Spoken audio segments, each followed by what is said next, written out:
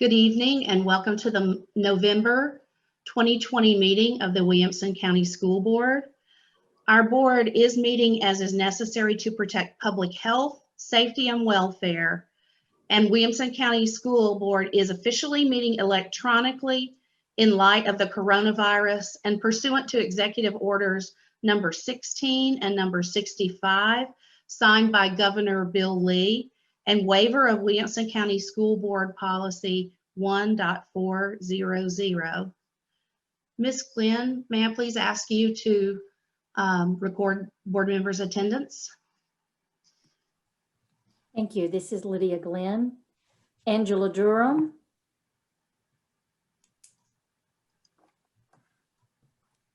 Dan Cash.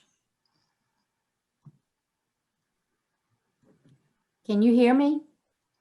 Yes, I can hear you. Okay. Yes. Dan Cash, Present. Elliot Mitchell, Here. Brad Fiskus, Present. Jenna Priya, Here. Jay Galbraith, Here. Sheila Cleveland, Present. Candy Emerson, Rick Wimberly, Here. Eric Welch,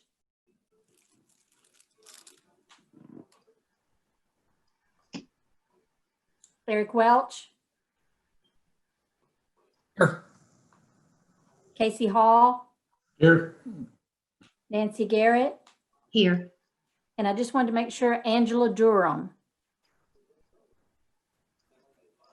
I see Angela. I see her. Yes, ma'am. Thank you. Okay, sorry, I'm here. I keep muting the wrong button. Great. Thank you, board members. And again, a reminder, this is Nancy Garrett, board chair. If you will please state your name prior to speaking. Now that we've recorded our attendance, I'd like to ask our two school board members who are veterans, Mr. Dan Cash and Mr. Eric Welch, to lead us in the Pledge of Allegiance. And after that pledge, we will observe a moment of silence before getting back to our agenda.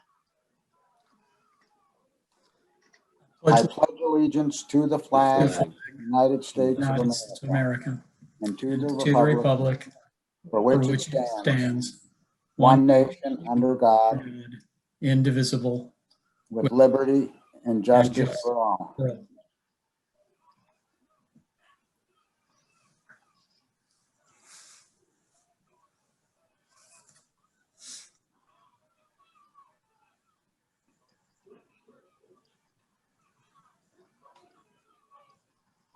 Thank you, board members. We now come to the moment in our agenda where we hear from the public on items of particular public interest. Tonight, I believe we have 5 speakers who have signed up. Each speaker has up to 3 minutes to speak. You will be timed from the time after you state your name and address. The timer starts. And Mr. Casey Haw, who's our vice chair of our board, is the timekeeper. So he'll alert you when you have reached the end of your time. I want to make sure all our speakers are here. Our first speaker who signed up to speak tonight is Annette Gaines.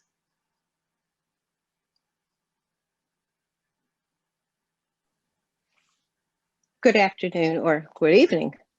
Good evening, Superintendent Golden and school board members. My name is Annette Gaines. I reside at 6608 North Creekwood Drive in Brentwood. I would like to discuss the ongoing racial issues in our district. My family has been in the district for 25 years. We have 2 adult children that have gone through the school system and currently have a granddaughter at Franklin High School as she's participating in their pre-IB program. I won't take up a lot of time retelling our family's unfortunate racial incidences dating back to 1996. I'm sure some of you, especially my school board representative, have heard about most of them. Most of which we've addressed along the way with the different teachers, administrators, and some that were on the school board at the time. Some of those issues we tried to deal with on our own. And please understand that this has been a long journey, not just for our family, but for the many families that are here in the district. So at this juncture, this extremely important time, It's beyond necessary to put sustainable action and funds to helping our community to address these racial incidences which continue to occur.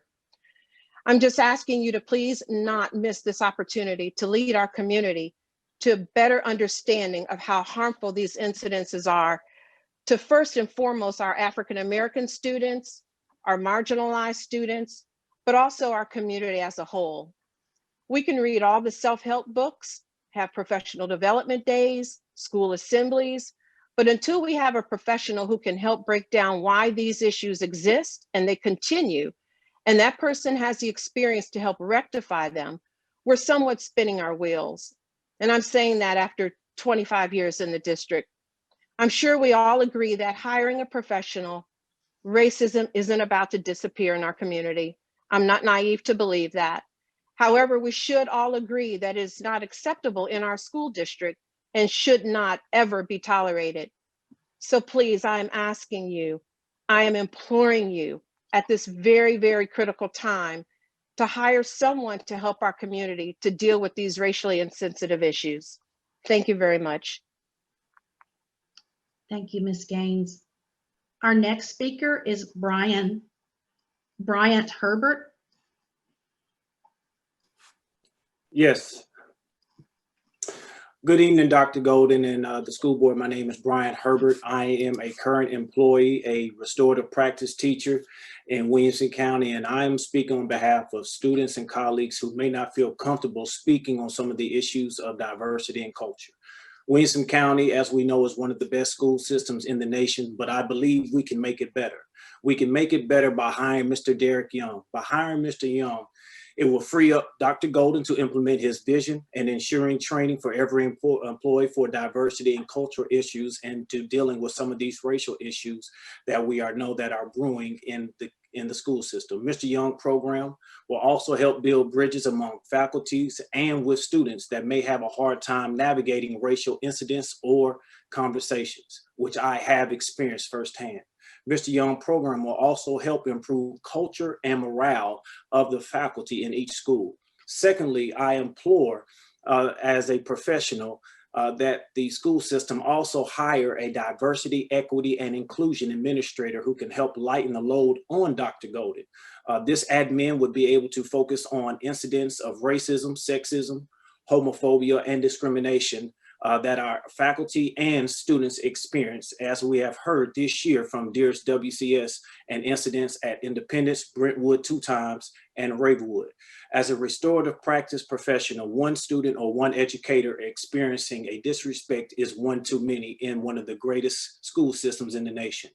A diversity, equity, inclusion admin can also help improve the percentages of teachers of color, which is around 2% right now out of over 2,200 students.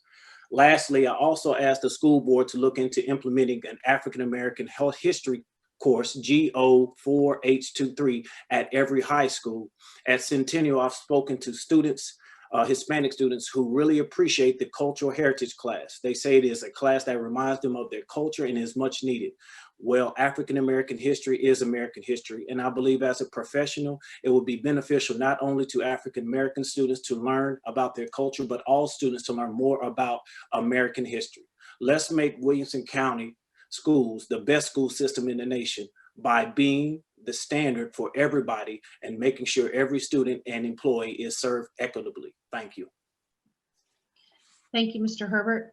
Our next speaker is Raquel Rahman.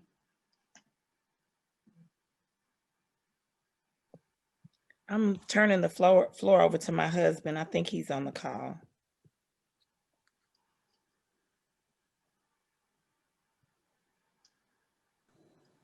All right, can you guys hear me? Yes. Okay, I'll just give my feedback on the reason why I think that we should have someone, a part of Williamson County school system that can lead the direction. When it's talking about the diversity and inclusion, I'll give an example of an incident that specifically my oldest son dealt with at Sunset, his 6th grade year there at Sunset. Sunset is a great school, but this incident occurred around the Donald Trump building a wall campaign. So regardless, I mean, I don't care about a wall, but the wall was developed by other students there weren't students of color that linked arms, I guess during the resource time, and made a specific point about not letting quote unquote kids of color, whether it be Black, Indian, Hispanic, through their specific wall. Again, I don't care too much about a wall, but I think the biggest thing to think about is that these students had enough, I guess they were conscious enough to say that only, quote unquote, white kids can get through this chain link or this wall. So I thought that was very disheartening in terms of not letting those kids of color through this quote unquote wall. The school did have a session talking to some of the kids about it in terms of the insensitivity. But I think with us having someone in place for Williamson County School that can specifically focus on and hone on these different on these issues, we could be a lot better off in terms of a school system. So I'll echo what the gentleman said before, is that I wholeheartedly think the Williamson County school system is a great system, but some changes need to be made for the better. So. Thank you, sir. And since we had a change in speakers, could you please state your name and address for the record? Oh, yes, ma'am. Yusuf Rahman at 300 Shadow Creek Drive, Shadow Creek Subdivision, and Sunset Middle School. Okay, thank you, Mr. Rahman. Our next speaker is Sarah Broad.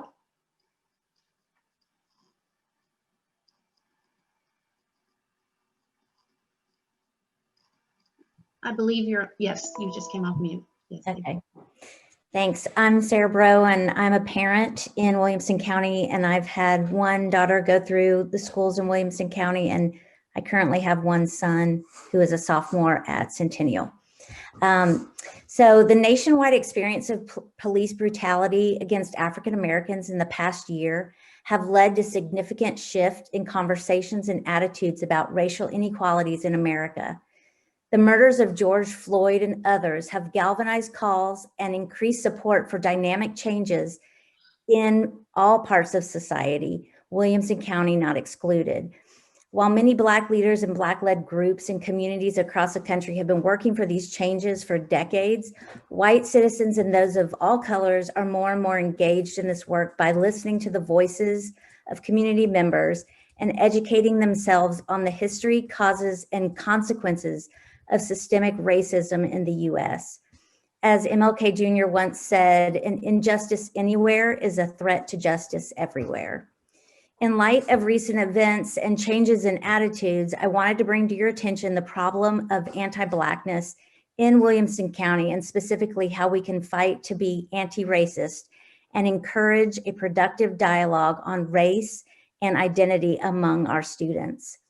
One of the core foundations of a student's mindset is shaped through educational process. I am sure you can agree that the education system is of absolute importance in the lives of America's children. And while it has been very successful in many of its endeavors, it has also been dramatically underutilized as a tool to combat racism in all of society. 66 years ago, the unanimous Brown versus Board of Education decision declared school segregation unconstitutional, but Williamson County schools remain segregated by race and socioeconomic issues. Centennial has 36.5% of Black, Indigenous, and people of color students compared to Franklin High's 17% and Brentwood's 20%. In addition, the use of screening tests and biased admission practices for IB program and AB courses in high schools have historically woefully underrepresented BIPOC students. School boundaries and selection criteria should be designed with race equity, with a race equity lens.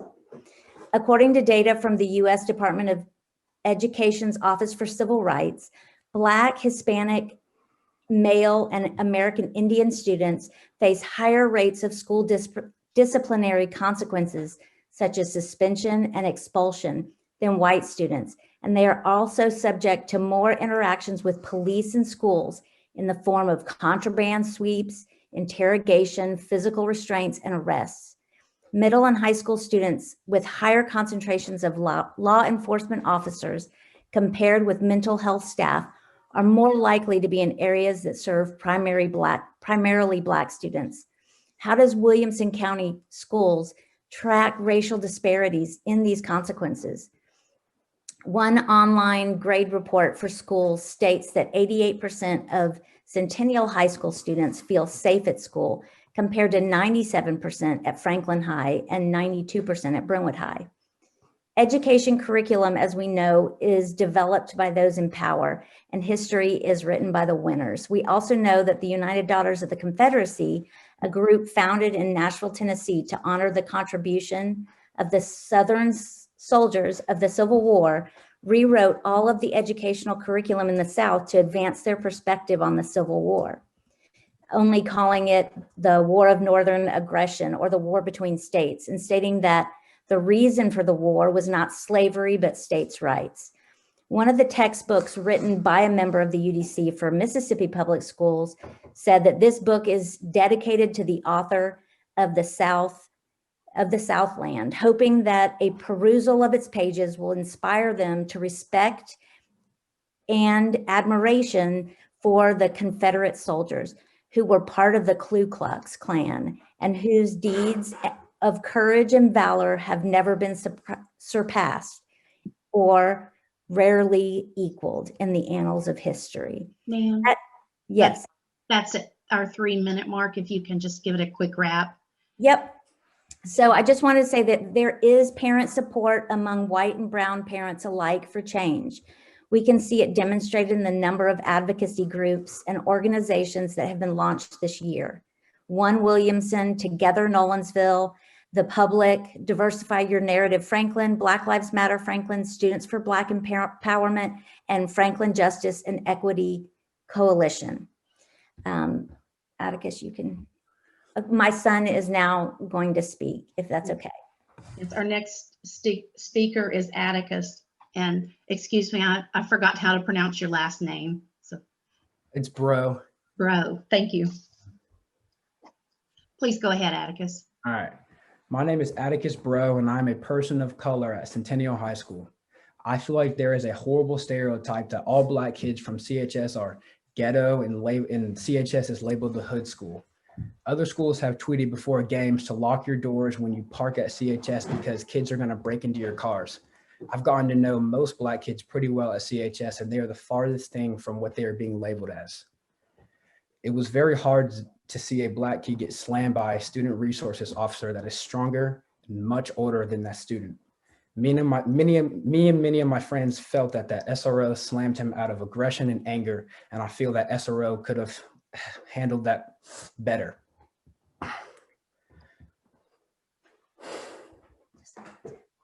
That's all. Okay, thank you.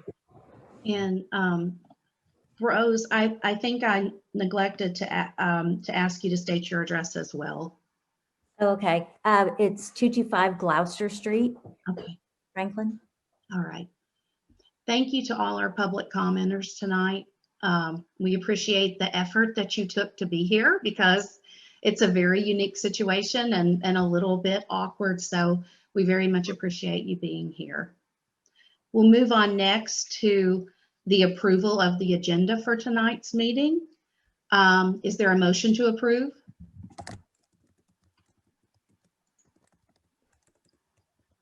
Sheila Cleveland will approve. Okay, is there a second? Second. Who was the second from? Brad Fiskus. Brad Fiskus. Okay. Is there any discussion on tonight's agenda? If not, let's move to a vote. Ms. Glenn?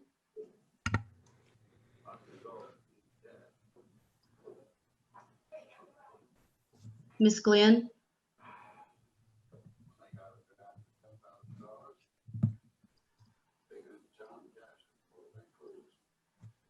I don't see her on here. Get dropped off. Madam Chair, I think we may have lost Ms. Glenn. Looks like we did. If I may, I'll pull up the list by district and ask for a vote, if you would just bear with me briefly. Sure.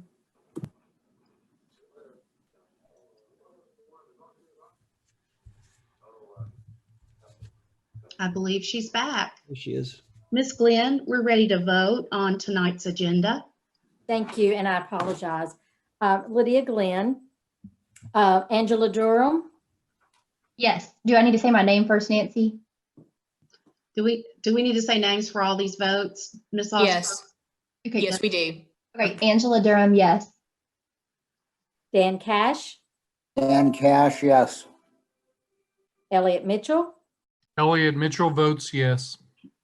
Brad Fiskus, Brad Fiskus votes yes. Jenna Priya, Jenna Priya votes yes. Jay Galbraith, Jay Galbraith, yes. Sheila Cleveland, Sheila Cleveland, yes. Rick Wimberly, Rick Wimberly, yes. Eric Welch, Eric Welch, yes. Casey Hall, PC High, yes. Nancy Garrett. Nancy Garrett, yes. Your vote is 11 yes, 0 no. Thank you. Moving on, the next item on the agenda is the approval of the items on the consent agenda for tonight's meeting. Do we have a motion to approve? So moved. Mr. Dan Cash makes the motion to approve. Do we have a second? Casey High, second. Casey Hawes seconds. Is there any discussion on consent agenda items? If not, Ms. Glenn will vote.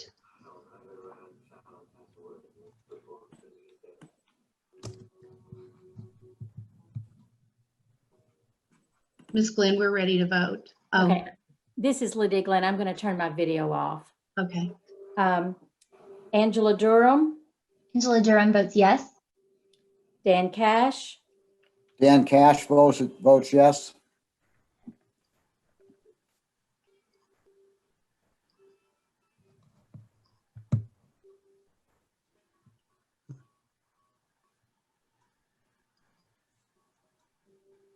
Looks like we're having some further technical difficulties.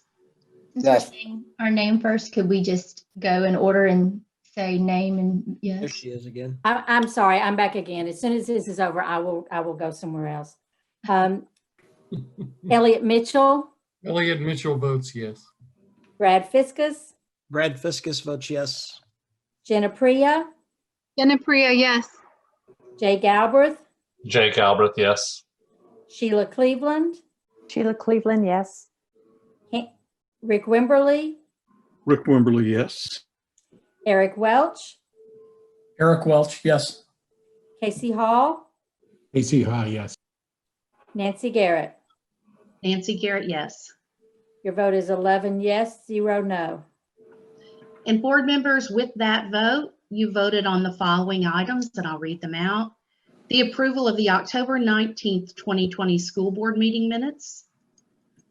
The following board policies for second reading. The discrimination and harassment of employees policy, complaints and grievances policy, student discrimination, harassment, bullying, cyberbullying, and intimidation policy, and the LEA compliance report. So those were the items on the consent agenda. And now we're moving on to communications to the board. And I'll turn this over to Superintendent Golden. Thank you, Madam Chair. Jason Golden here, Superintendent for Williamson County Schools, and thank you, board members, for coming and participating in this Zoom meeting. What we found is that that having everyone participate in Zoom, assuming you get a good signal, tends to work better. So we thank you for participating in that. I want to talk about two main issues. Number one, I want to thank the individuals who spoke at public comment, those 5 individuals, all of whom addressed race tonight. And I wanted to point out a few things that we have done and where we are and where we need to go. First of all, we did pass, you all did pass some policies that Ms. Garrett just recently mentioned, where we have actually improved our discrimination and anti-harassment policies. You may recall through discussion that those policies were created about 15 years ago or so, with help from the United States Office for Civil Rights, at least on the discrimination and harassment policy.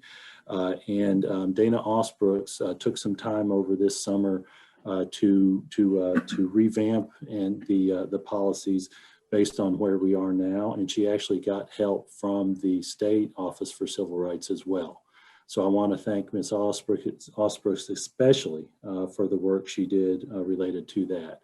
Also, I've spent a lot of time in that first year of my official role as superintendent, and in speaking with students, speaking with parents, speaking with teachers and with school administrators about where we are with respect to race.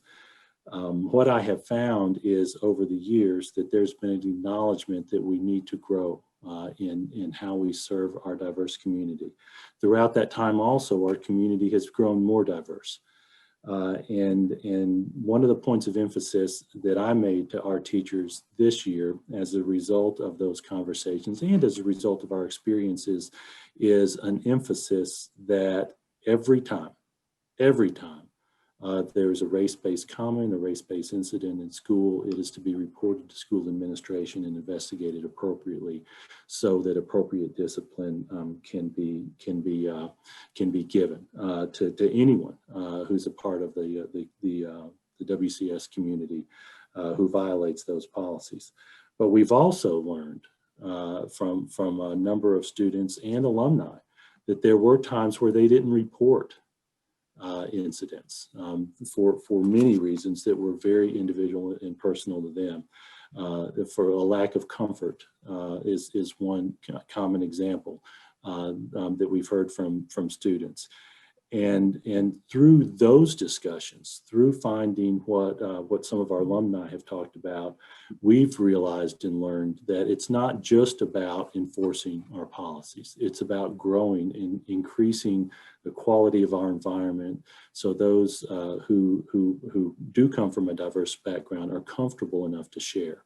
That's part of it. But there's also a need for us to grow in learning what we don't know. You know, that old saying about you don't know what you don't know, there's a reason that there's that old saying, because it is a truism.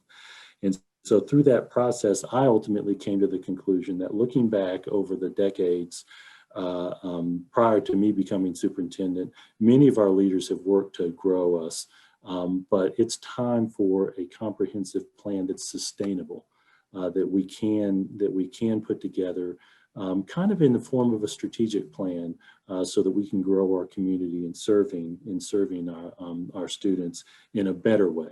Like so many of our speakers said, we're a great school system, but we have room to grow. And so we've had some conversations. More specifically, I know that the board spoke with Eric Young at a retreat. He gave us some really good insight. And I know that each one of you spent some time sharing thoughts with him at that board retreat. And so Vicki Hall, our Human Resources Director, and I continue to plan on finding the help to get that professional work together. I have a suspicion based on the work we've done that it's probably going to take a team. Once we get a plan together, my vision is that we will be finding the right folks over the course of time to grow us in this way. Y'all, this is important. It's not something that we can let go. It's not something that we shouldn't talk about.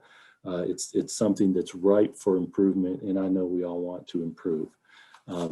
So I appreciate, again, those individuals who are willing to speak to this to get us started, because it needs to be in the forefront of our minds as we continue to grow in this way.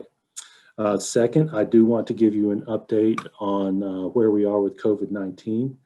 We had about a 4-hour work session. I'm going to give you some bullet points, quick reminders of the items we talked about related to that.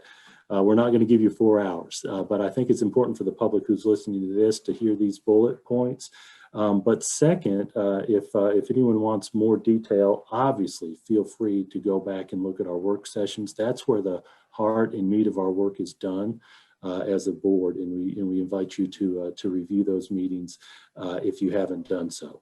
So back in July, on July 9th, you all actually approved our return to school plan.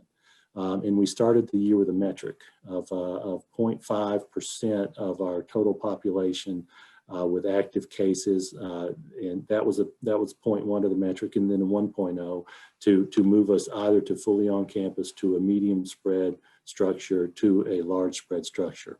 About 2 weeks into school, we went into what I think of as the green, that low spread, and we were able to get everyone on campus starting then. Part of that plan included this language, that if the community spread reaches a medium or high level, WCS will consult with the health department and evaluate the need to apply the medium or high spread metric. And we started that way. We were able to get on campus. One of the focus points we had in that was, if it hits that point, we will consult with the health department. But what we have found over the months since school started is we are talking to the health department constantly. We are regularly having discussions. Every single day, someone from WCS is speaking with someone from the Williamson County Health Department. And they've been facing many challenges that we've been facing with the spread of the virus, with quarantine issues, so many things that we've talked about. But during those months of school, we learned over time what a couple of you as board members pointed out when you passed that plan, that there would very likely be times where individual schools needed to go to remote based on spread in that community, where many other schools might not have needed to do that. And we have found that the impact of COVID on each school has been unique, in that it can be tracked, and that we have been tracking that spread in each of our schools. So we've moved many schools to remote for a time over the course of this semester. And at those times, there have been times where it's been painful. There have been times where it's been patently obvious to everyone that we needed to move those schools to remote. But there have been many other schools where it hasn't been justified because the spread of the virus was not overtaking that school, and it's keeping students on campus for direct instruction was appropriate. So right now, as we sit today, just a few days before Thanksgiving break, about half of our high schools are currently remote, and about half of our middle schools are currently remote. The fact is, the numbers have gone up. The positive case numbers have gone up. And the number of quarantines has gone up. We've been evaluating each individual school on really three main metrics. One is the health department and their recommendations based on the particular knowledge they have as professionals. Two is our ability to staff. And we've talked about that in detail, about substitute teachers, about teachers filling in spots where they could, about individual teachers and staff members either being positive for COVID or needing to quarantine as a result of exposure. And the third thing that we track, third main item that we track, is attendance. That there does come a point where the attendance is such that we really can't serve students on campus because of the need to address students who are quarantined. And we haven't gone remote without a need. We have not sent any school remote without a need, but we have sent those students remote when we had that need. And we've been doing that throughout this semester. We've also had some times where we've sent individual schools or just individual grade levels in a school remote based on staffing, whether due to teachers or teachers' assistants or special education teachers, or even counseling groups if certain services couldn't be performed as a result of the quarantines.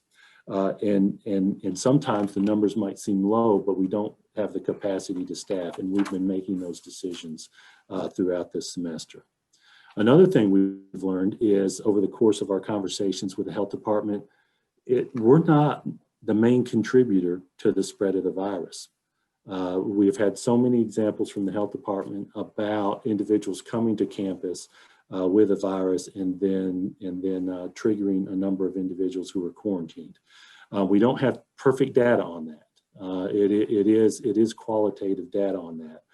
But what we do have is an indicator based on the positive cases on our campus compared to the positive cases in the community, that from a statistical perspective, based on our total numbers and the total county population, we reflect the community. Our numbers and our ratios, positive cases to the members of the WCS community are fairly similar, a very close ratio to what we see in the community with our total population compared to positive cases. And so we base our decisions on those healthcare recommendations. Let me tell you another thing that is really important to us right now. Over the course of this semester, we have seen examples of post-holiday numbers going up on our campus. Fall break, Halloween, etc. And we're concerned about Thanksgiving. We know that our numbers are going up already. They've officially reached that medium spread. If you look back to the metric that we originally established, and we're having conversations with the health department about that. We are talking to the health department tomorrow about the impact on the county and the impact of the virus in schools, especially this last week and a half, 2 weeks, where the numbers have gone up, and having a conversation about what this means for us after the holidays. Like I said, about half of our high schools are remote right now, and about half of our middle schools because of current numbers. So we're very concerned. We're very concerned with that. I also want to mention to you that over the course of this semester, just like we based decisions on whether we could serve students on campus based on health department recommendations, on our ability to staff, and on student attendance, we've done the same thing with extracurricular activities. Many of those extracurricular activities involve a lot fewer students than a full school. Likewise, staffing. So we've had times where we've had to cancel extracurricular activities, either because we couldn't staff it or because there were a number of students who were either quarantined or who had positive cases who just could not field either a team or could not complete a play, could not perform a concert because the students and staff members who were out just could not get it done. At the same time, we have had some situations where we have been able to complete those extracurricular activities because even though a school might have been remote, the quarantine did not affect those students and did not affect those staff.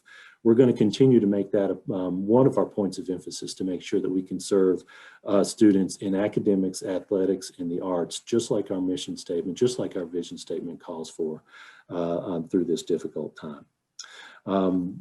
I think it's very important for everyone to know that we're still exploring possibilities for where we go through the rest of this year.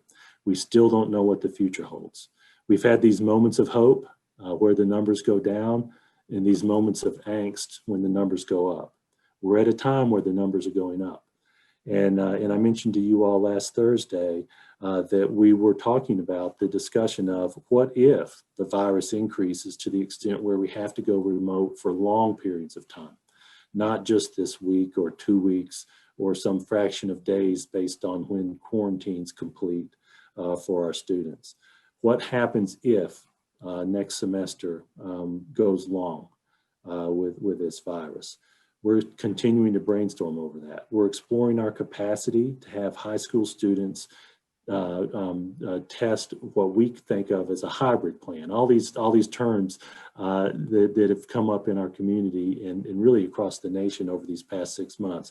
But what I mean by that is, could we have students take turns Monday, Wednesday, Tuesday, Thursday, with a Friday remote day based on the alphabet?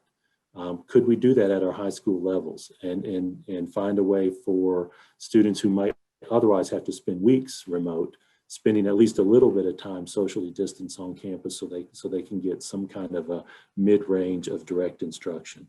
When we started this plan, we thought this through and concluded that from an instructional standpoint, it would not be good.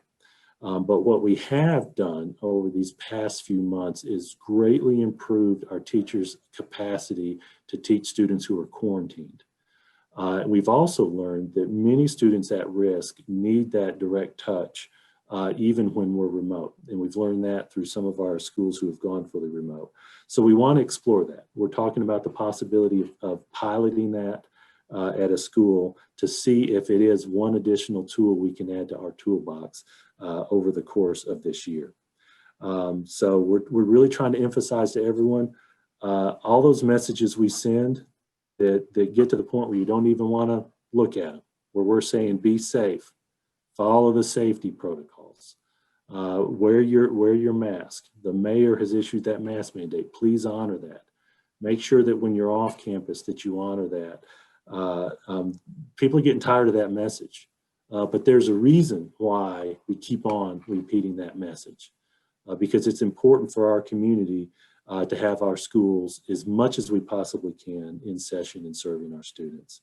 We do once again ask families and students to pay attention to those safety protocols, follow the mayor's mask requirement, be safe at Thanksgiving. Do what you can to honor that. We want students on campus. We've got the capacity to serve students remotely, but like we talked about back in July, that's the second best. That's the second best to being on campus with direct instruction. I want everyone to know that we do it when we need to, and we haven't been shy about doing it when we need to. But at the same time, if there's not the need, we know that being on campus is the best thing. So we're basing those decisions on conversations with the health department, our ability to staff, and student attendance. So with that, Ms. Garrett, I know from our experience with our 4-hour work session that there probably are some questions, but I felt like it was important for us to give that bullet explanation to our community once again. Thank you, Mr. Golden. Mr. Wimberly has a question. Thank you, Madam Chair. That was a good explanation, Mr. Golden. And what I'm going to ask you is going to be tough and may not even be fair. But if you had 30 seconds to explain why we're not going to remote at this point, what would you say? Mr. Wimberly, because not every school needs to go remote, we are not going to remote at this point. We found over the course of these months that the health department in our capacity is really good to go remote when we need to, and generally speaking, it's worked. So that's why. So if I may follow up, do you foresee a circumstance where we would go fully remote? It's another great question. That's a real possibility. Okay. We have not taken anything out of our toolbox. You recall that language I put in about the medium spread that we committed to talking with the health department when we hit that. I mention that we're talking to them constantly. There is a point, and we as education professionals don't know where it is on the health side because there's so many other variables, but there is a point where we may have to go fully remote. We're looking at it by grade levels. We found that the impact has historically been much higher on high schools, second on middle, third on elementaries. But again, we might do it if we have to, but we're going to be very careful and thoughtful when we do. Thank you.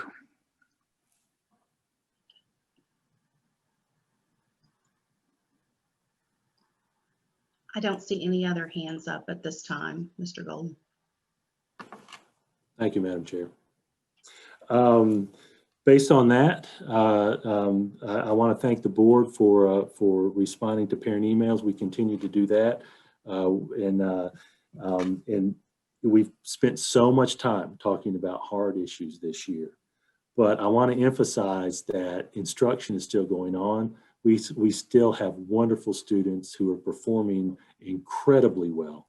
It is my pleasure to introduce to you our district spotlight. And Carol Birdsong has told me she has a lot that we have to celebrate tonight. So Madam Chair, with your permission, I'd like to introduce Carol Birdsong. Thank you, Mr. Golden. Yes, this is Carol Birdsong, and we do have a whole bunch of students that we are going to celebrate tonight. It's been a while. It's been a while since we've been able to do this. So we are going to start, and Brian King is helping me out here, so he's going to maneuver the PowerPoint. We are going to start with our perfect ACT. So, and we have 16 students tonight that we are honoring. So from Brentwood High School, this is Shilpa Chowbey. Also from Brentwood High School, Angela Hu. Julia Lee, Brentwood High. Tyler Myers, Brentwood High. Nelson Rose, Brentwood High. Jane Stallman, Brentwood High School. Anna Sullivan, Brentwood High. Emily Van Schlack, Brentwood High. Stephen Walter, Brentwood High.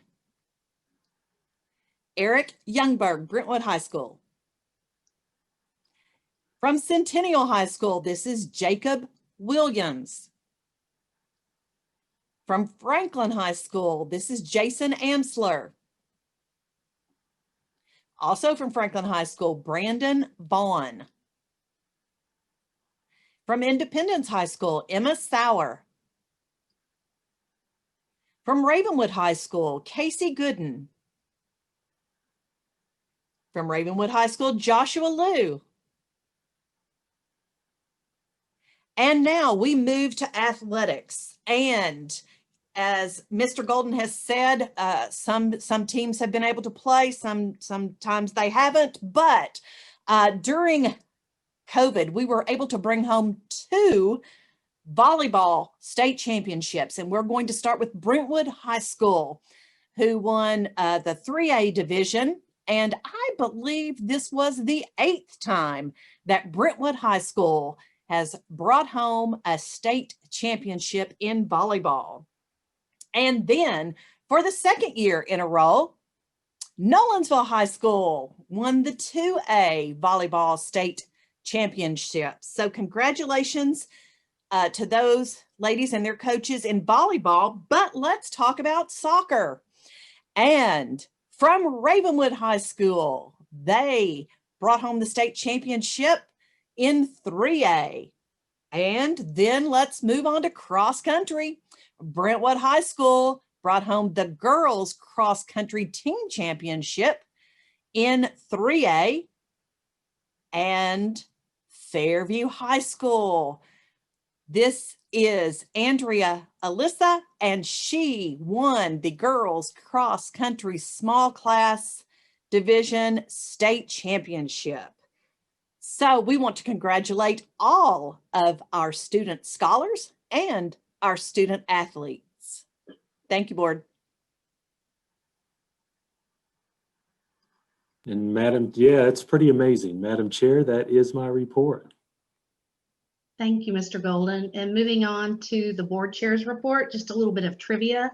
And the last young woman from Fairview, she's only a sophomore and she won last year too.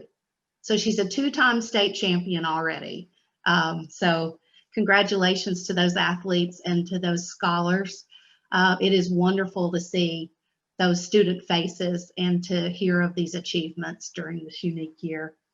I have a short report. First of all, I want to say a big thank you to all of our teacher and staff veterans. We discussed our veterans at the work session, and then Mr. Golden sent us a booklet that had been put together and featured 20 of our teachers who are veterans. And so that was really nice to read, and we're very appreciative of your service and the perspective that you bring to our district. So thank you all to all of our veterans. The second thing that I just want to acknowledge is that I love seeing all the creative instruction and efforts from our teachers, and am able to see that in each week's In Focus. This past week, I think it was Bethesda, Dr. Oyer, that did the outdoor reading with parents. Is that correct? I don't know if Bethesda did. I know definitively that Heritage did. So it's so nice to see all the types of creative instruction that are going on. And that also included several Veterans Day celebrations, reverse parades, and video tributes and things like that. So that's just so wonderful to see this year. And then the other thing that I just want to mention, now that you're all happy and thinking about these student and teacher achievements, is that we normally don't meet in December, but we are going to have a combined work session and board meeting in December. Given the current circumstances, it's just a good thing for us to do and will help us stay on track with some of the decisions we need to make. So everyone mark your calendars. That will be December 17th, and the start time is to be determined.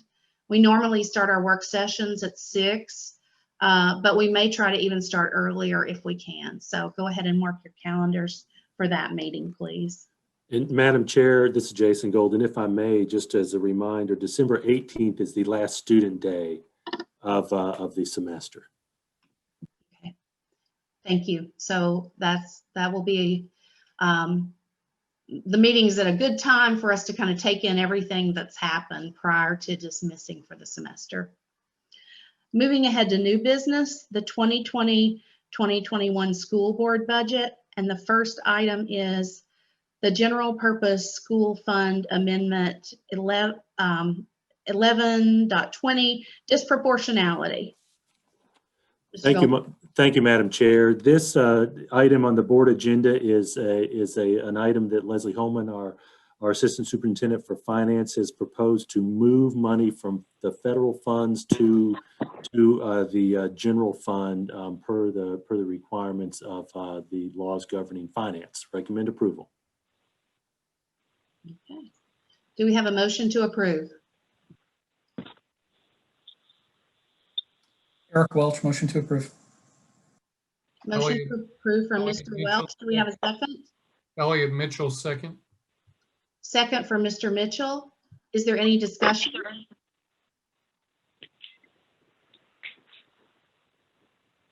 If there's no discussion, then we can move to a vote.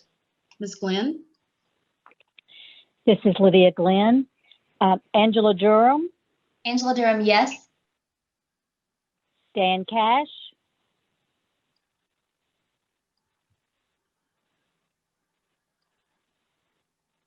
Mr. Cash. Dan Cash, yes. Elliot Mitchell. Elliot Mitchell votes yes. Brad Fiskus. Brad Fiskus, yes. Jenna Priya. Jenna Priya, yes. Jay Galbraith. Jay Galbraith, yes. Sheila Cleveland. Sheila Cleveland, yes. Rick Wimberly. Rick Wimberly, yes. Eric Welch. Eric Welch, yes. Casey Hall. Casey Hall, yes. Nancy Garrett. Nancy Garrett, yes. Your vote is 11 yes, 0 no. Thank you, board. The next item is the general purpose school fund amendment 11.20 DG fund. Mr. Golden. Thank you, Madam Chair. There were a number of donations honoring Denise Goodwin upon her retirement. This is a request to move those from contributions to contracted services to fulfill the restricted gifts in honor of Ms. Goodwin. Recommend approval. We have a motion to approve. Move to approve. Yes. I'm sorry. Dan Cash, yes, approve. Dan Cash, motion to approve. Do we have a second? Rick Wimberly, second. Rick Wimberly seconds. Is there any discussion? Okay, if there's no further discussion, Ms. Glenn? Lydia Glenn, Angela Durham, Angela Durham, approve, yes. Dan Cash, Dan Cash, yes. Elliot Mitchell, Elliot Mitchell votes yes. Brad Fiskus, Brad Fiskus, yes. Jenna Priya, Jenna Priya, yes. Jay Galbraith, Jay Galbraith, yes. Sheila Cleveland, Sheila Cleveland, yes. Rick Wimberly, Rick Wimberly, yes. Eric Welch, Eric Welch, yes. Casey Hall, Casey Hall, yes. Nancy Garrett. Nancy Garrett, yes. Your vote is 11 yes, 0 no. Thank you, Ms. Glenn. The next item on the agenda is Education Capital Projects Fund, an intercategory adjustment for Independence High School. Mr. Golden. Thank you, Madam Chair. There has been, in our opinion, a longstanding need for a traffic light at the entrance to Independence High School. Over the years, we've done traffic studies. We finally hit a point where the state has done their analysis based on traffic volume and agrees that there's a need. So we are asking you to allow a transfer from contingency capital to Independence High School traffic in the amount of $250,000 to get that work done. I do want to let you know this actually also requires Thompson Station approval before the state of Tennessee will actually commit to the work, but this is our side of getting that approval. We recommend that approval. Do we have a motion to approve? Rick Wimberly, move to approve. Elliot Mitchell moved to second. Motion is from Mr. Wimberly and second is from Mr. Mitchell. Is there any discussion on this item?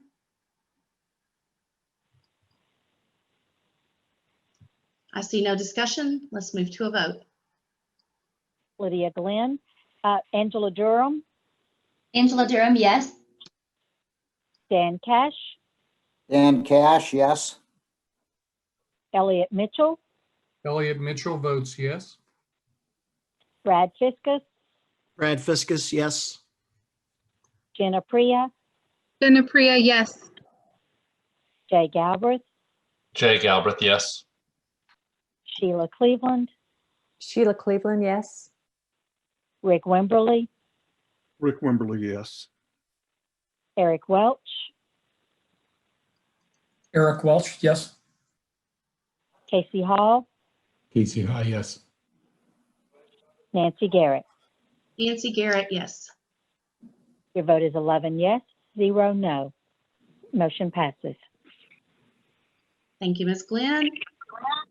The next item is the General Purpose School Fund Resolution, GPS transfer to cafeteria. Mr. Golden.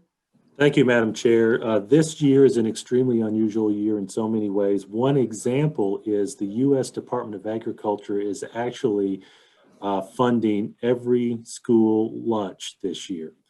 Traditionally, we have of course charged our individual consumers for that. As a result of this, there is a cash flow challenge in the food service department based on when they receive those USDA funds. Traditionally, we've gotten the funds immediately from our students who purchase lunches. Now there's a delay.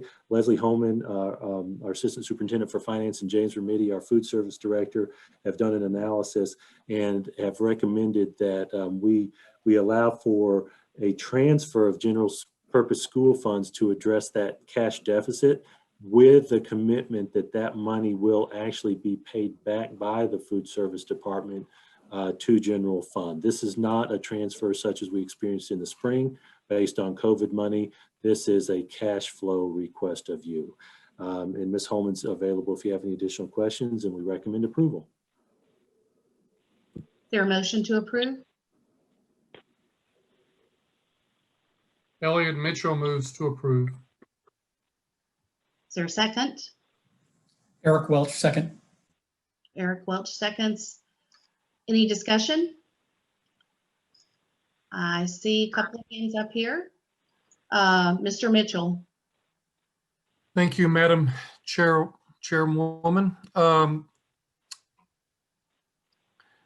I support this measure. I was mainly raising my hand to talk to make sure that everyone on the call and our staff continues to remind people that school lunches and our food service is available to all students, regardless of whether we are remote or in the building as well. And Mr. Golden, maybe you can clarify for students that are quarantined if they're also eligible for lunches as well. Thank you for that, Mr. Mitchell. You're exactly right. Every student can have a free lunch this entire year based on the COVID structure that the federal government initiated. And I will tell you also, if you're participating as a WCS online student or even remote, we actually even have a structure where you can pick up weekly lunches so that you only have to travel once to the schools. We also have a program where we can deliver the food. So all it takes is just asking. We've initiated this conversation with many families to let them know it's available. We just need to get a yes from anyone. Yes, I want it, and we'll make sure that we get that food. And I don't know how I can emphasize any more strongly. We would love for folks to grab those lunches this year. Mr. Galbraith? Thank you, Madam Chair. Jay Galbraith. I guess this is for Jace or for Leslie. So do you have an estimate of the revenue that we have from actual? Well, I guess can I presume that nobody is paying at all? So are we taking any paying customers for lunches this year? I can address that. I can address that to start, if I may, Mr. Galbraith, Jason Golden, and let Leslie give some details. We still serve a la carte choices, and that is paid. It's the traditional school lunch that the USDA is reimbursing for, and Leslie may be able to give some details. That's what he said. That's it. Okay, so given that we're taking in a little revenue, but is the 2 million, does that represent funds that for the meals that we have given away for free? Is that the actual amount that we've recognized as receivable from the federal government right now, or is it or is that estimated for some longer period of time? We've done a forecast for the year based on the amount of money that we're getting monthly. We've only had 2 months where we've received money from USDA, and we've had 2 to 3 months of actual meal payments for a la carte. And what we've tried to do is try to forecast that out, and the assumption is it's going to about be the same because we keep going remote, and there's just not as much traffic going down through the line. To get the USDA payment, there has to be an actual meal provided. Again, if they go remote and they come in and get it, we'll get credit for that meal. But again, it's just right now, just forecasting for the rest of the year. We felt it safe to ask for up to $2 billion as we need it. If I don't need $2 million, I won't transfer that much over there. We're going to watch it for a while. I mean, we actually need to put about $1 million back over there for sure. But we're going to watch it for a while and may not transfer up to $2 million so that they can in the future pay us back. And oh, sorry, go ahead, Mr. Galbraith. No, I was just going to ask if there's do we know what the break even is on how much we need to cover our costs as we currently have them? Actually, there's no break even. We're just wanting to make sure we don't go into a deficit. We just don't want the cash to go into the negative. So, and you know, again, like I said, we'll watch it each month. And right now I don't need to transfer the money. And if each month piddling amount goes up a little bit more so that I don't have to, I won't go into a deficit. I won't transfer the money. I need the permission to transfer it when I feel like that a month in would end up in a negative situation. Okay. Thank you. Thank you. I see no other hands up in the participant panel. So I believe we can move to a vote, Ms. Glenn. Thank you. This is Lydia Glenn. Angela Durham, Angela Durham, yes. Dan Cash, Dan Cash, yes. Elliot Mitchell, Elliot Mitchell votes yes. Brad Fiskus, Brad Fiskus, yes. Jenna Priya, Jenna Priya, yes. Jay Galbraith, Jay Galbraith, yes. Sheila Cleveland, Sheila Cleveland, yes. Rick Wimberly, Rick Wimberly, yes. Eric Welch, Eric Welch, yes. Casey Hall, Casey Hall, yes. Nancy Garrett. Nancy Garrett, yes. Your vote is 11 yes, 0 no. Motion passes. Thank you. The next item on the agenda is the General Purpose School Fund Resolution, Intercategory Coordinated School Health. Mr. Golden. Thank you, Madam Chair. Jason Golden. This is a proposed transfer from in-service training to contracted service in materials and supplies for our health services, based upon the training processes that our nurses are doing. So we recommend approval. Is there a motion to approve? So moved. Mr. Cash makes the motion. Is there a second? Angela Durham, second. Ms. Durham seconds. Discussion?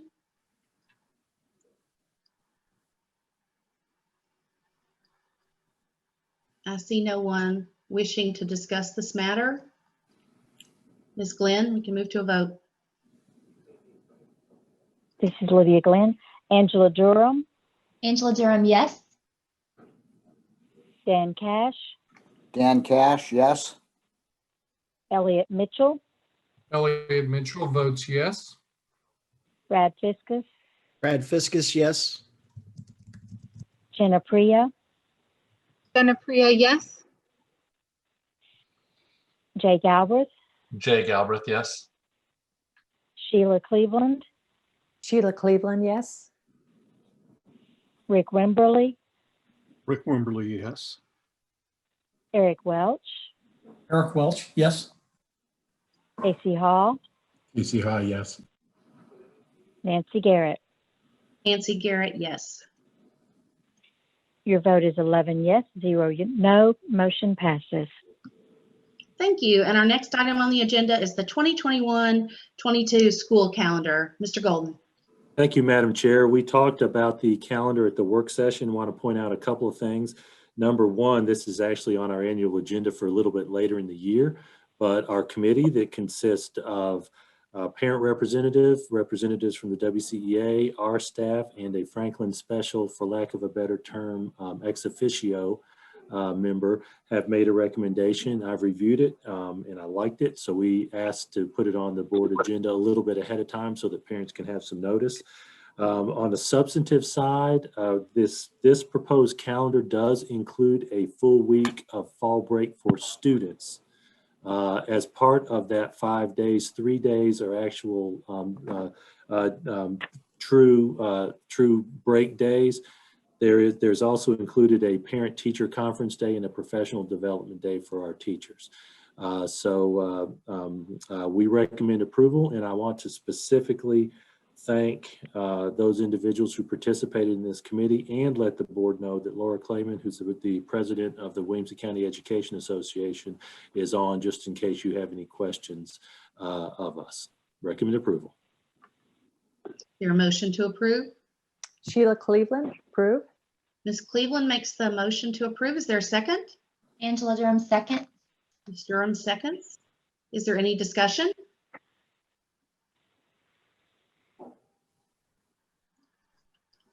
There are no hands up for discussion. Ms. Glenn? Let's vote. This is Lydia Glenn. Angela Durham, Angela Durham, yes. Dan Cash, Dan Cash, yes. Elliot Mitchell, Elliot Mitchell votes yes. Brad Fiskus, Brad Fiskus, yes. Jenna Priya, Jenna Priya, yes. Jay Galbraith, Jay Galbraith, yes. Sheila Cleveland, Sheila Cleveland, yes. Rick Wimberly, Rick Wimberly, yes. Eric Welch, Eric Welch, yes. Casey Hall, Casey Hall, yes. Nancy Garrett. Nancy Garrett, yes. Your vote is 11 yes, 0 no. Motion passes. Thank you. Our next item is substitute teacher pay for substitute teacher pay 2020-2021. Mr. Golden. Thank you, Madam Chair. As you all know, as board members, we spent a good bit of time at the work session talking about substitute teacher pay. It's one of the items that we're recommending to address that staffing that I mentioned when I was presenting our discussion about COVID-19. I do want to let the public know that one of the specific data pieces that we mentioned was traditionally our substitute staffing is somewhere around 85% or so on a daily basis. Right now, it's in the 40s. And so it's been a really difficult issue for us as a result of COVID-19. One of the ways we are recommending that we shoot to address this is raising the daily rate to $100 for what you see on the screen as uncertified substitute high school diploma. We have had so many discussions about this. We went back and went to the drawing board after our discussion on Thursday night. And my biggest concern when we talked about this was our teachers' assistants and our special education teachers' assistants. And we tried to do some math on what we could do to raise their pay. As you all know, we had a budget where no one got a raise this year because of the unpredictability of that budget. We've done some math, and to raise just the special education teachers' pay by $1.50 an hour is going to be somewhere between $900,000 and $1 million out of our budget just for the rest of this year. And as we looked at that, we're just not at a point where we can afford that. Vicki Hall, our HR director, reanalyzed the data we've gotten from our substitute teachers about why they said no. The vast majority of it is just a discomfort with COVID-19 for those who have been reliable substitutes and just aren't comfortable this year.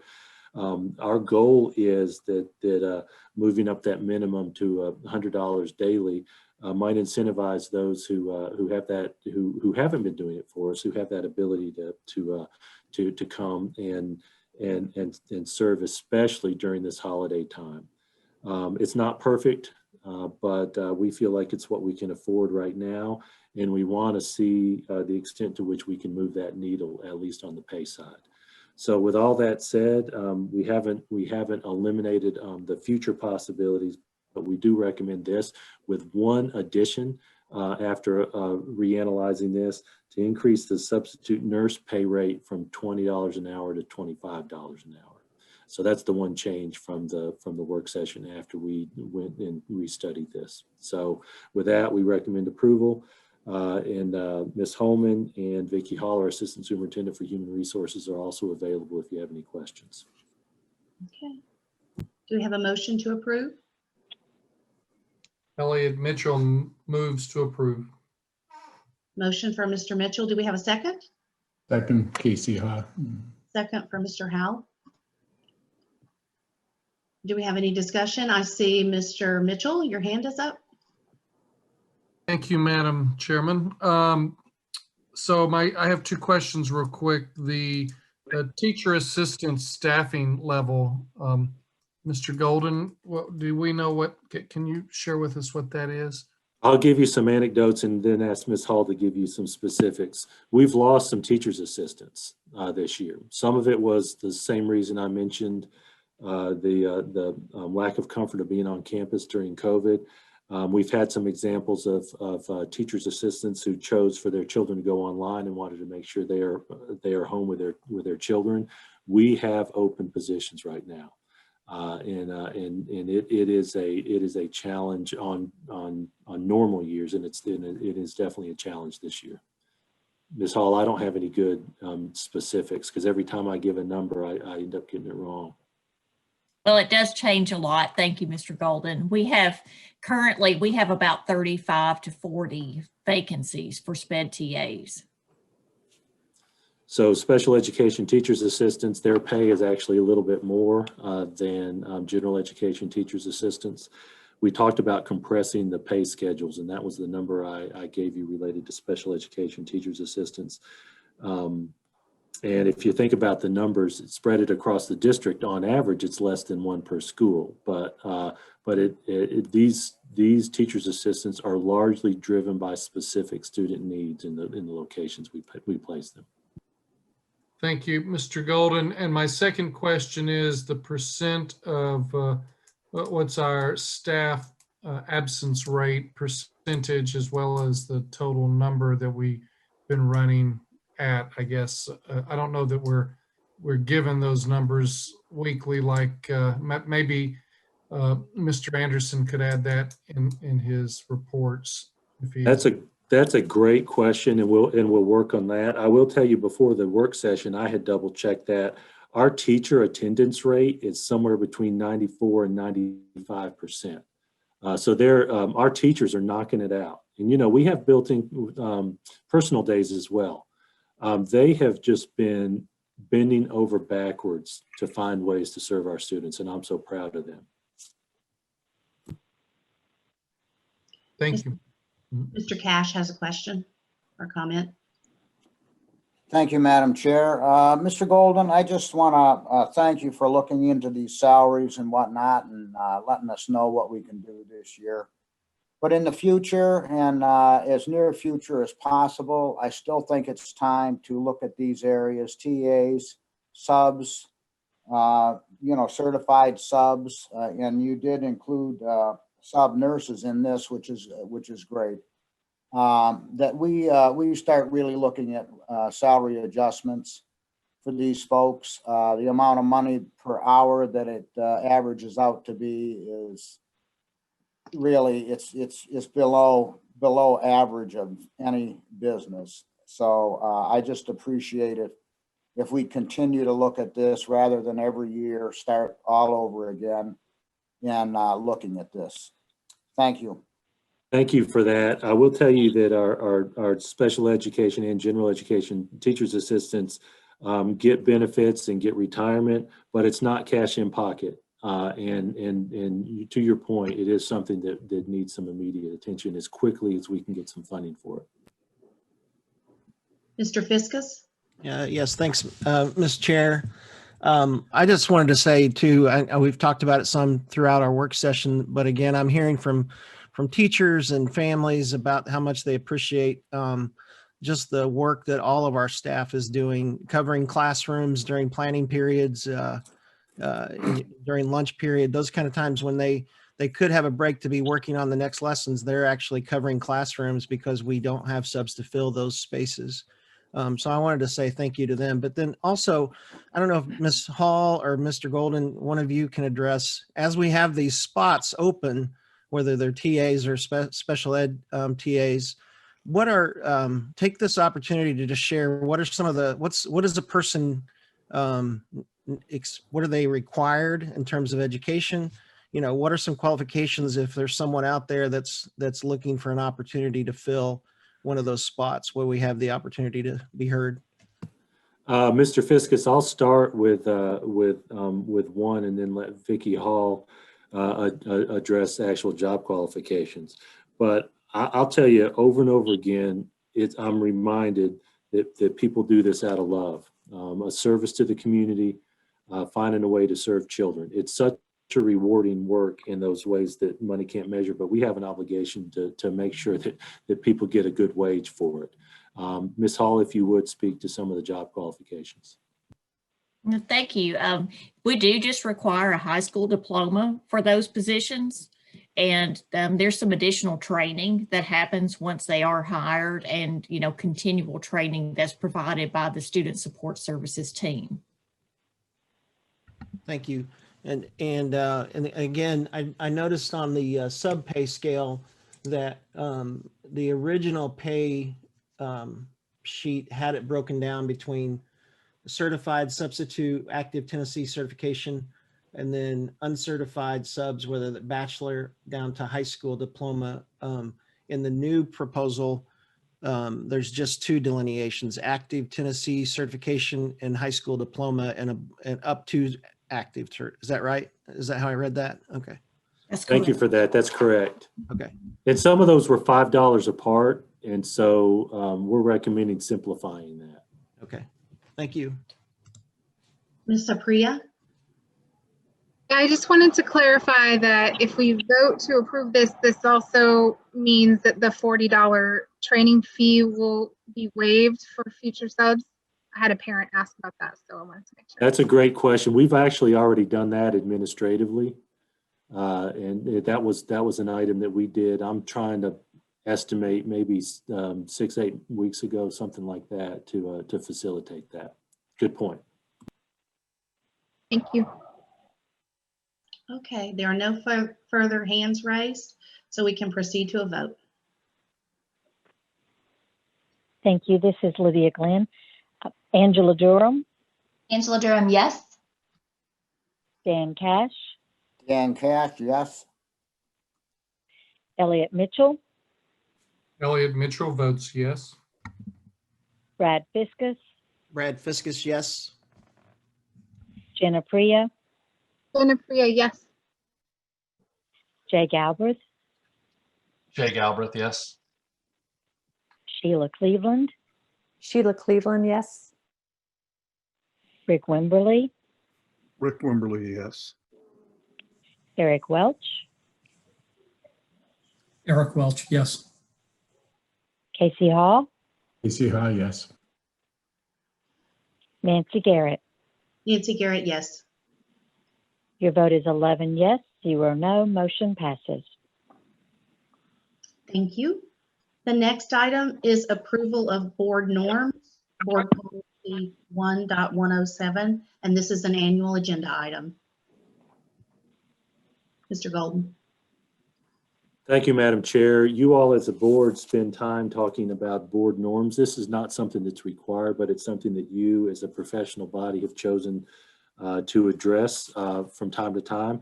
As a result of some discussion at your retreat, we have brought to you proposed norms for this coming year with a couple of alterations you may see down there on line 20 of your screen, where we're referencing a nod to the modern, eliminating newsletters or similar reports in addressing social media. Madam Chair,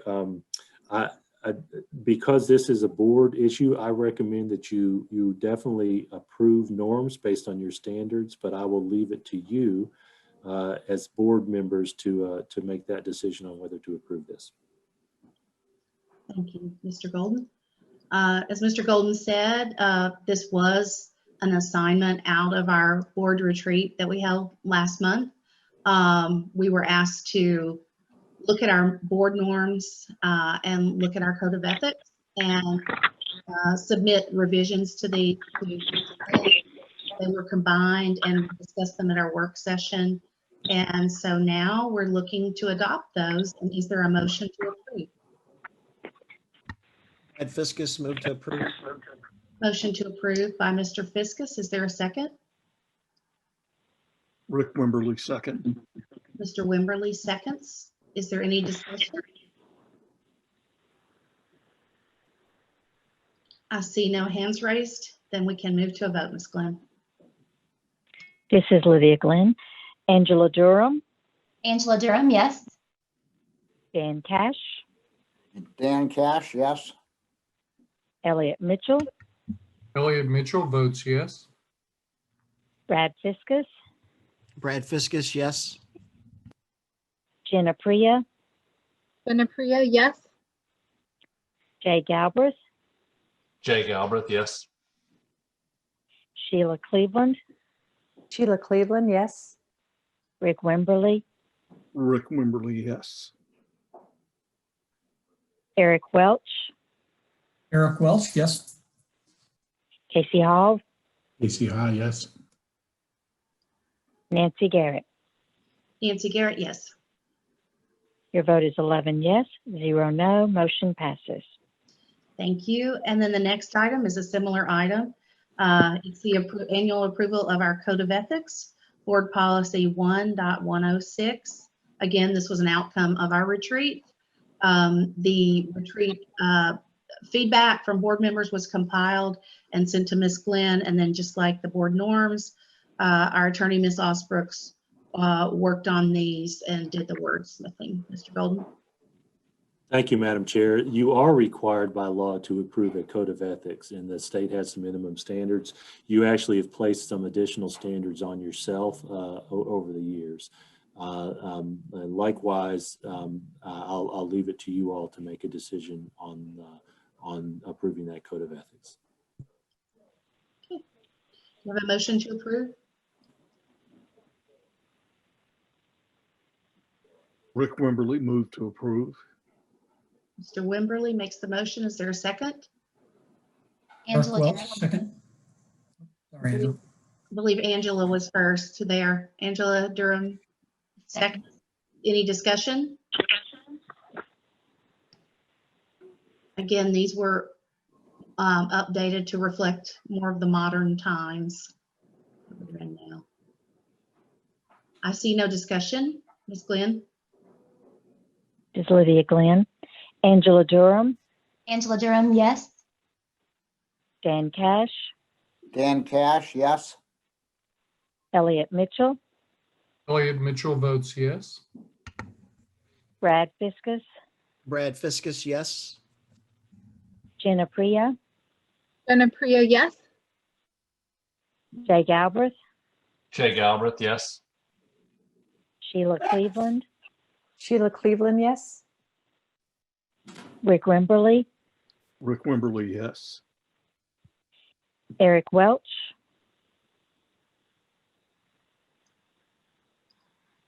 Eric Welch, yes. Casey Hall, Casey High, yes. Nancy Garrett. Nancy Garrett, yes. Your vote is 11 yes, 0 no. Motion passes. Okay, our next item is the 5-year capital plan. Mr. Golden. Thank you, Madam Chair. We of course talked about this at the work session. I want to hit a couple of points. Number one, this is a requirement of the County Commission annually to assist them in the structure that they have to initiate their bonds, to help them with bond ratings. So for years we've been doing this, but for us, we have made it so much more for our planning purposes. This particular year's version of our 5-year capital plan is about $50 million less than the total of last year's 5-year capital plan. The County Commission did vote to fund a number of our projects this year, especially when the interest rate was so low. So I want to thank them for that. I also want to let you all know that based on your approval tonight, we do intend this fiscal year to make a request for all the items that are showing up on the intent to fund needed 2020-2021, because we are currently in that fiscal year. But again, the County Commission, when they get to it, they repeatedly say this is not an approval of the projects. It's an acknowledgement that this is our plan that we will ask at some point for these funds. So with that, I do recommend approval. Is there a motion to approve?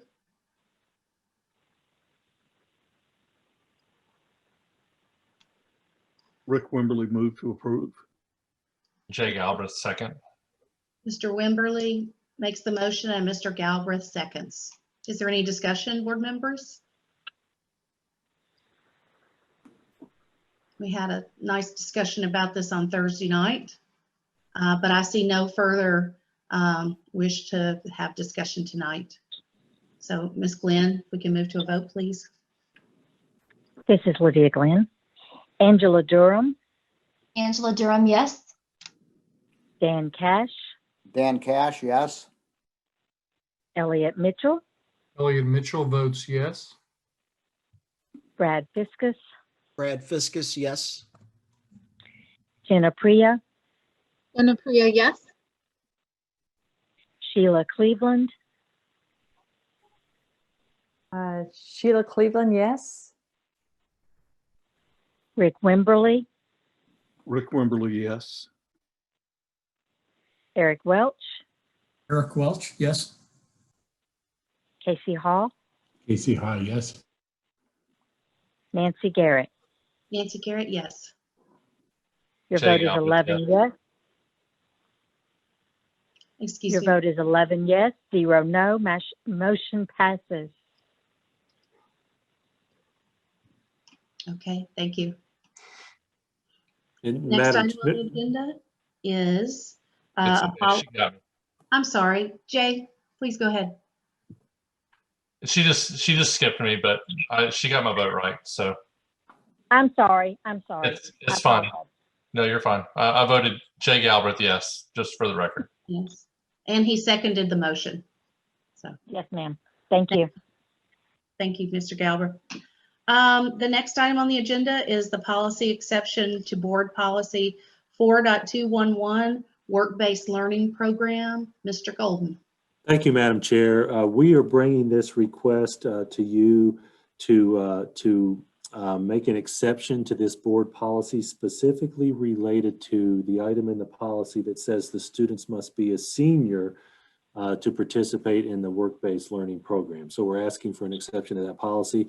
The state actually allows anyone 16 years or older to participate. We have historically been tighter on that, but after much discussion in our career technical program, we feel like based on the COVID-19 structure, it's just become apparently obvious to us that we do have some juniors who would do well in this. And we want to make sure that door's open. And we also anticipate that long-term, we intend to bring this back to the policy committee for a permanent change. So we recommend approval. Is there a motion to approve? Motion to approve. Motion to approve for Mr. Cash. Is there a second? Angela Durham, second. Oh, Second from Angela, Ms. Durham, I believe, or I believe, yes, the first one to the buzzer there. Do we have any discussion? I see no request for discussion. Ms. Glenn? This is Lydia Glenn. Angela Durham, Angela Durham, yes. Dan Cash, Dan Cash, yes. Elliot Mitchell, Elliot Mitchell votes yes. Brad Fiskus, Brad Fiskus, yes. Jenna Priya, Jenna Priya, yes. Jay Galbraith, Jay Galbraith, yes. Sheila Cleveland, Sheila Cleveland, yes. Rick Wimberly, Rick Wimberly, yes. Eric Welch, Eric Welch, yes. Casey Hall, Casey Hall, yes. Nancy Garrett. Nancy Garrett, yes. Your vote is 11 yes, 0 no. Motion passes. Thank you. And our final item tonight, 2020-2021 dismissal hearing officer list. Mr. Golden. Thank you, Madam Chair. This is an item that we haven't historically done, but Dana Osbrooks, our attorney, has recommended that you all approve a TSBA list of dismissal hearing officers. They actually present that list annually. And this would be someone who hears a dismissal hearing for teachers if they choose that process in the event of a recommended termination of employment in the middle of a school year, or if they are tenured. So with that, we recommend approval, and we ultimately anticipate that this will be placed on the annual agenda the next time the annual agenda comes up. Thank you. Board, is there a motion to approve? Elliot Mitchell moves to approve. Mr. Mitchell makes the motion. Is there a second?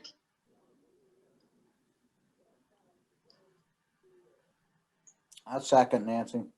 Okay, Mr. Cash seconds. Any discussion? I see no request for discussion. Ms. Glenn, we can move to our final vote of the evening. This is Lydia Glenn. Angela Durham, Angela Durham, yes. Dan Cash, Dan Cash, yes. Elliot Mitchell, Elliot Mitchell votes yes. Brad Fiskus, Brad Fiskus, yes. Jenna Priya, Jenna Priya, yes. Jay Galbraith, Jay Galbraith, yes. Sheila Cleveland, Sheila Cleveland, yes. Rick Wimberly, Rick Wimberly, yes. Eric Welch, Eric Welch, yes. Casey Hall, Casey High, yes. Nancy Garrett. Nancy Garrett, yes. Your vote is 11 yes, 0 no. Motion passes.